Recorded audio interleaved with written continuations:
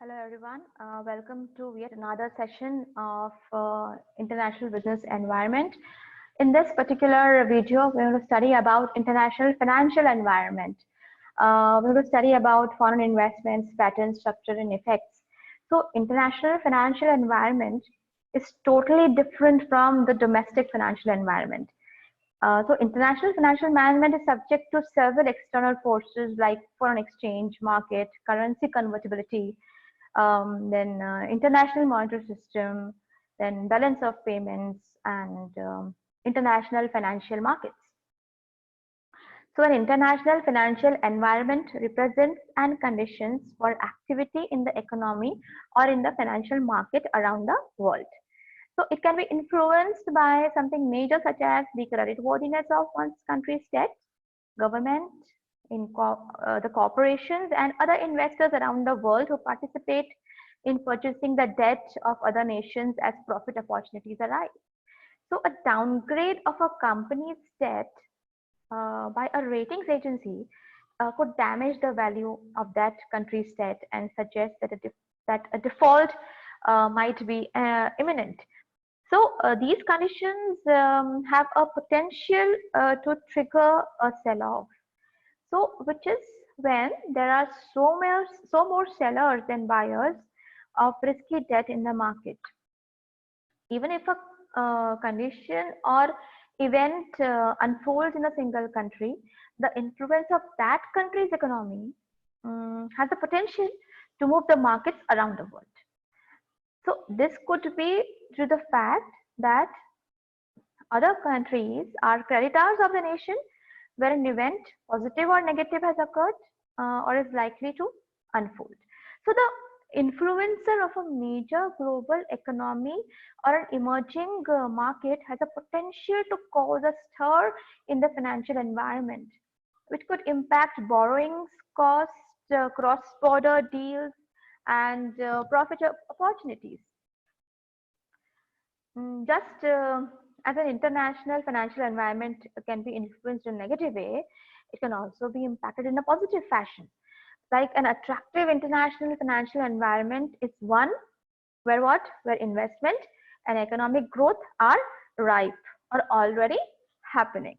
So when an economy is growing, it leads to greater infrastructure development and often a greater number of available jobs, right?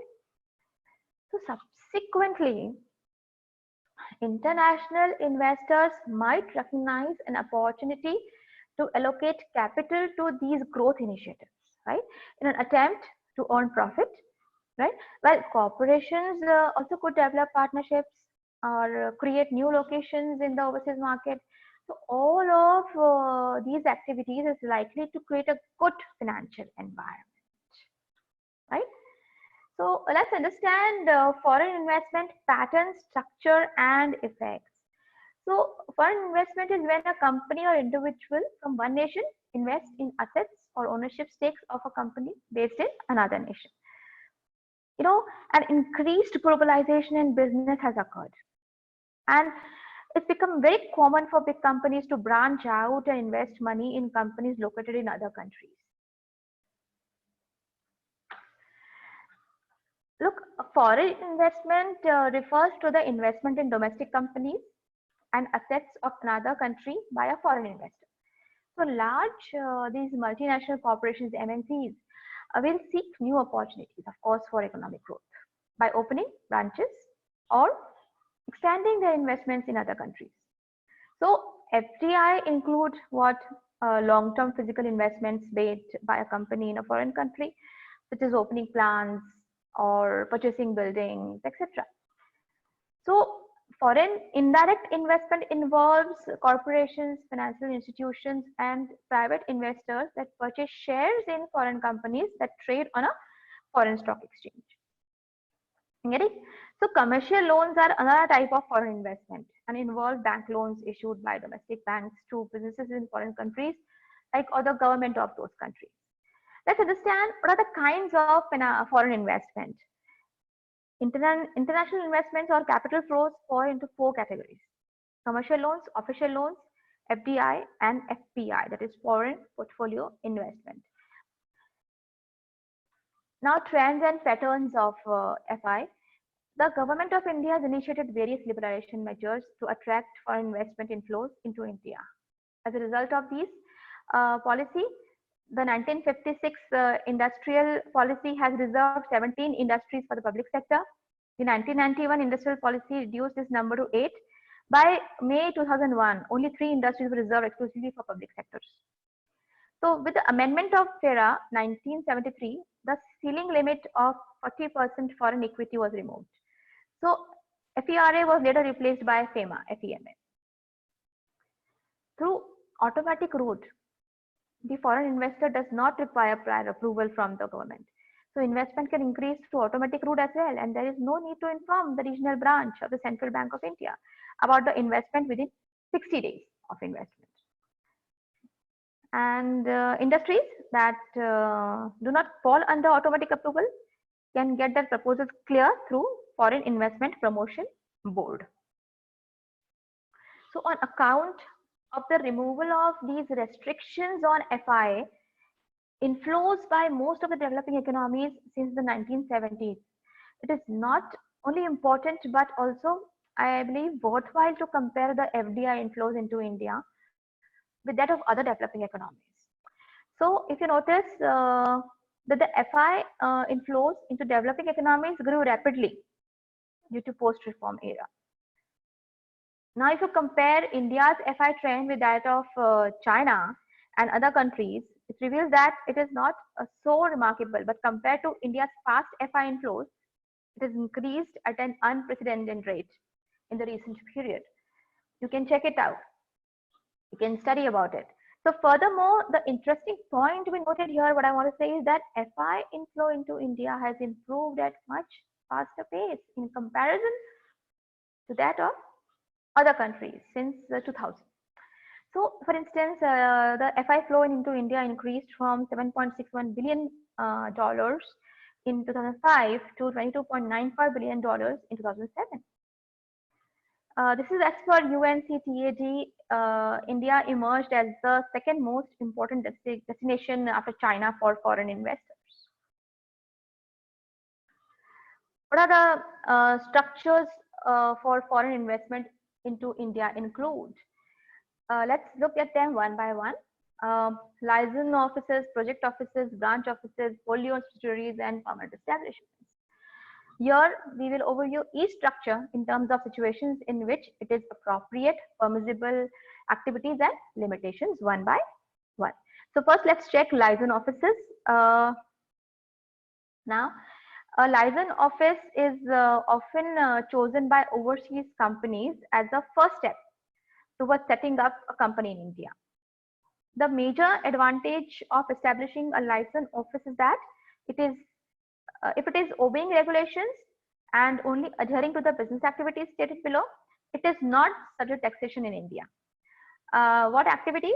A liaison office can engage into following activities like representing the parent company, group company, promoting export import from or to India, promoting technical financial collaborations between parent group companies and companies in India, and lastly, assisting communication between parent company and Indian company. So a liaison office is not allowed to commence any commercial, trading or industrial activities directly or indirectly. You can understand from this. So it is required to sustain itself out of private remittances received from its foreign parent company through usual banking channels. Okay.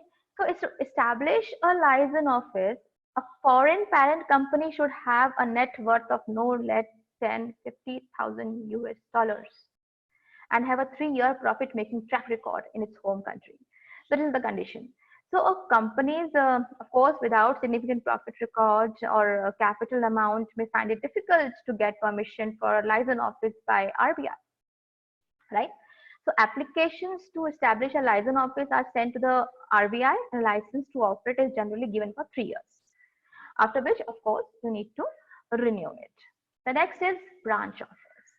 So any foreign company engaged in manufacturing or trading activities overseas is allowed to set up a branch in India. Export import goods, render professional or consulting services, promote technical or financial collaborations between Indian companies and parent or overseas group companies. So a branch office business activities must be in compliance with the parent company's activities. That is important. So a branch office is considered to be a foreign company in India by the RBI, which means the branch offices are treated as an addition to the foreign company for income tax purposes. So branch offices allowable scope of activities is broader than for a license office. They are broader than that. However, branch offices are still generally forbidden from engaging in any retail trading, manufacturing, or processing activities within India. So the major exception to this rule is what is in the special economic zone, where branch offices can be established to undertake manufacturing and services activities without RBI approval if the conditions are met. So to qualify to open a branch office, a foreign parent company should have a net worth of not less than 1 lakh US dollars and a profit making record for preceding 5 years. So similar to a license office, applications to establish a branch office are sent to the RBI and a license to operate is generally given for 3 years, after which of course it has to be renewed. This is all about branch office. Let's look at a project office. The project office essentially a branch of office set up with the limited purpose of executing a specific project. Allows companies to establish a business presence for a limited period of time. A business must secure a contract from an Indian company in order to execute a project in India and thus establish a project office. Now, this project must be what? Funded with remittance from abroad.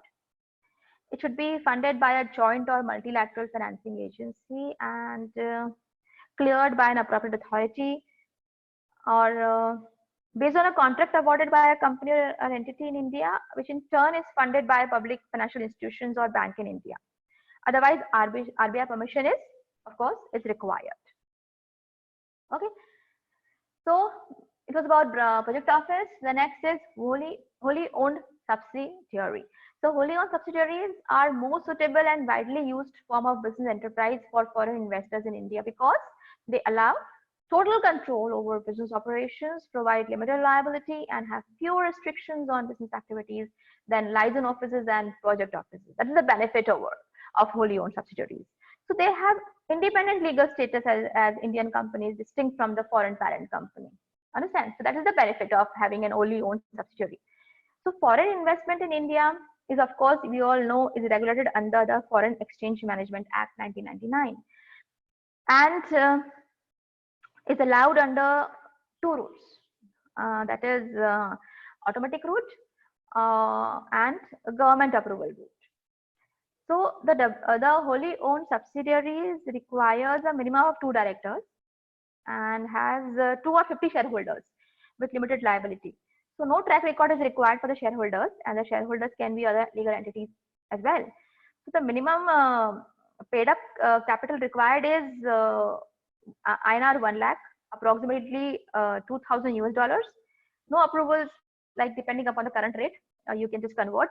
No approvals of other regulatory authorities are needed. So wholly owned subsidiary is subject to Indian laws and regulations as applicable to other domestic Indian companies and treated as an Indian company for taxation. We will now understand the concept of permanent establishment. So whether an enterprise is a permanent establishment determines the right of the state to charge taxes on the income of an enterprise that accrues or arises in India. So a PE is a fixed place of business through which the business of an enterprise is carried on. Whether a foreign invested enterprise is a PE depends on their business model and any tax treaty between India and the foreign company country. So it depends upon that. The next is important concepts determining permanent establishment include 2 things: the business connection and the attribution of profits. Now, what is business connection? Business connection means if there is no business connection between a non-resident entity and the resident entity. The resident entity may not be a PE of the non-resident entity. and the resident entity would have to be assessed for income tax as a separate entity. In such a case, a non-resident entity will not be liable to tax in India. So these are very important concepts to be understood in PE. The next is attribution of profits. The permanent establishment criteria is commonly used in international double taxation conventions. Remember, to determine the taxability of an income in the country from which it originates. So, as per double taxation conventions, the profit of an enterprise of a contracting state,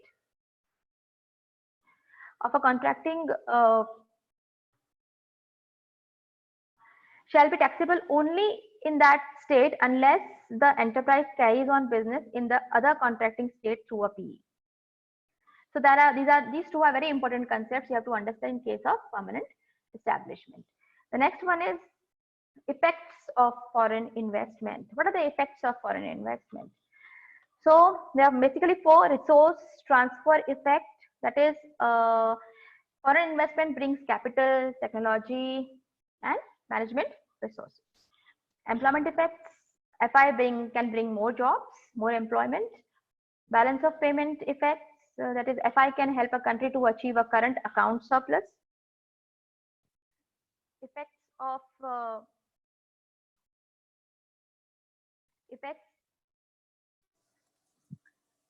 effects on competition and economic growth. Foreign investment increase the level of competition in the market, driving down prices and improving the welfare of the consumers. So can lead to increased productivity, product and process innovation and greater economic growth, right? So these are all the 4 main benefits of FI on for a host country. Inward FI has 3 main costs. Adverse effects of FI on competition within the host nation. Now, how it comes? Like subsidiaries of foreign MNCs may have greater economic power than indigenous competitors because they may be part of a larger international organization, right? Adverse effect on the balance of payments. How? When a foreign subsidiary imports a substantial number of its inputs from abroad, there is a debit on the current account of the host country's balance of payments. And lastly, perceived loss of national sovereignty and autonomy. That is, decisions that affect the host country will be made by a foreign parent that has no real commitment to the host country. So, and over with the host country's government has no real control. So there are these problems, right? Or the benefits of FI for the home country include what? The effect on the capital account of the home country, balance of payments from the inward flow of foreign earnings, the employment effects that arise from, of course, in outward FI, the gain from learning valuable skills from foreign markets, which can subsequently transferred back to the home country. So these are the benefits. So what are the costs of FI? The home country's balance of payments can suffer, right? Employment may also be negatively affected if the FI is substitute for the domestic product. So, but for like international trade theory suggests that home country concerns about the negative economic effect of offshore production, FI undertaken to serve the home market may not be valid. So it may simulate economic growth and employment in the home country by freeing resources to specialize in activities by the home country as a comparative advantage. So these are a few of the costs that a home country can bear because of the foreign investments. So this was all about this video. Now these are your assignments on whatever we have covered here. The assignments that you can check out, right? So you have to mail me the assignments, okay? Thank you so much, guys. See you in the next video soon.